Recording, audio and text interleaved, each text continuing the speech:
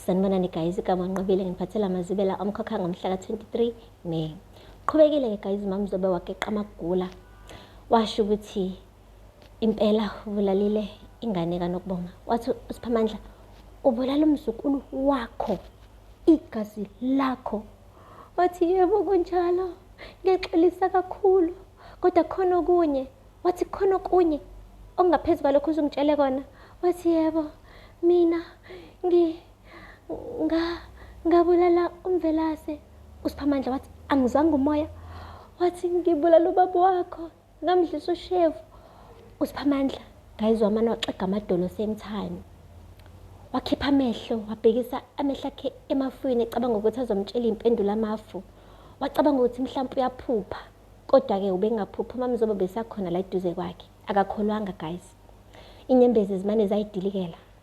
Wathi sabathiwa ibamba zayidilikela, wangazi noma mcapho noMamzobe umjijele weni noma myeka, wangazi ukuthi enze njani. Seseqedile lapho wahamba waya esithombeni sababa wakhe. Wafika wathi, baba, namhlanje ngiza kuwena, hayi njengomholi webandla lakho, kodwa ngiza njengendodana yakho. Yabo mina Mamzobe soze ngamxolela.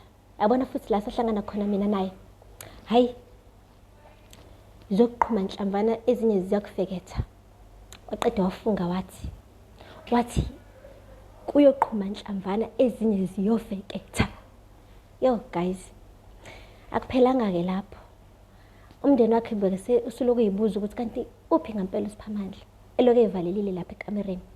Amazwi kaMamzobe beloke eyidlala engqondweni yakhe ukuthi ubulala umzukulu wakhe, waphindwa wabulala ngisho uyise wakhe uSiphamandla.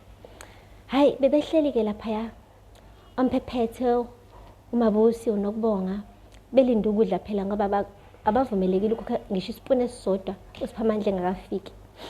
Hayi wambuza kuMphephethe ukuthi kahle kahle kwenzakalani kuSiphamandla. Wonke amehlo abheka kuMabusi. Wathi hayi nama ngazi, kuloke eyivalele lapha nje egumbini, kodwa nje iyangithusa lento ngoba kufana nomnyana nami ukuthi angivalele izinto nje esifubeni, angangitsheli lutho. Hayi wase wathi uMphephethe hayi khululekani, uma isikhathi sesifikile uzositshela.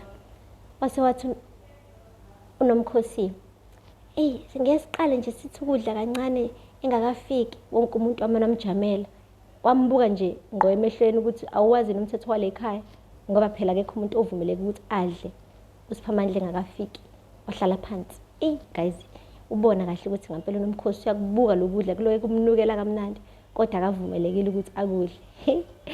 Hayi uSiphamandla kugcina ephumile ngaphandle, waya emnyango wayomtshela ubaba wakhe ukuthi lalela, ungangivimbi kule nto engizoyenza kuMamzobe, ungathi futhi lempi akusiyona yami njengenhlala yenza. Waqeda ubuyela endlini. Uthe mefika endlini wonke umuntu besaphatheke kabi ukuthi kanti kwenzakalani ngaye. Wathi khululekani mndeni wami, cela nonke nihlale phansi, kunento ebalulekile ngifuna ukunitshela yona. Hayi ke guys, uthe nje sathi uyaqala ukuvula umlomo ufuna ukusho indaba yokuthi umuntu owabulala uMvelase uMamzobe, kwamane kwafika izwi laMvelase lathi lempi akusiyona eyakho. Wamana washokheka uSiphamandla. Bathi Siphamandla kwenzakalani, kwenze njani? Wabuyela engqondweni. Wathi mndeni wami, njengoba kade ngisasho, wamane wajuluka wamanzi same time. Kade ngingazizwa kahle, ngase ngaphumela eminyango ngayothi ukukhuluma kancane noMvelase. Akho lutho olunye, khululekani ahlaleni phansi asiqhubeke nesikwenzayo. Lapho usho uqamba amanga ahlaza cwe. Kunokukhula kwaziyo, kodwa-ke akavumelekile ukuthi akugunyuluke manje ngoba kuzosusa omkhulu umsindo. Guys, umane-ke wahamba-ke uSiphamandla wacela ukuthi kube khona omunye umhlangano wesibili noMamzobe. uMamzobe ufike ekhekezela eze ukuthi ubizwa uSiphamandla. Akavaze sahlala ngisho nesitulini noma kusofa, umane wayijitshela phansi oqenqalazini. Wathi mkhululu wami, ngize nje ukuthi uyangibiza ngase ngeza ngiphuthuma. Wase wathi ya, lento le engizokhuluma nawe ngayo imayelana nale nkulumo ngitshele yona izolo. Wathi Mamzobe namanje ngisaxolisa. Wathi yazi into oyenzile ngempela Mamzobe, uyasazi isikhala oshiye naso emva kokuthi wenze lento oyenzile, uyazi ukuthi lesikhala soze savalwa umuntu.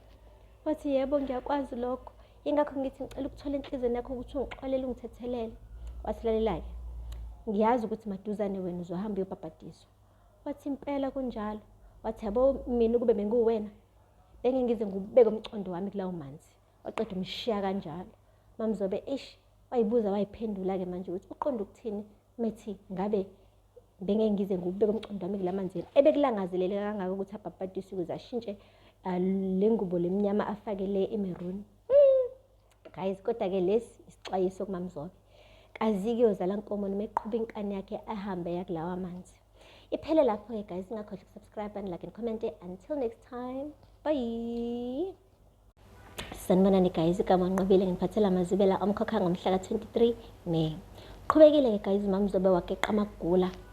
Washo ukuthi impela ubulalile ingane kaNokubonga. Wathi uSiphamandla ubulala umzukulu wakho, igazi lakho. Wathi yebo kunjalo, ngiyaxolisa kakhulu, kodwa khona okunye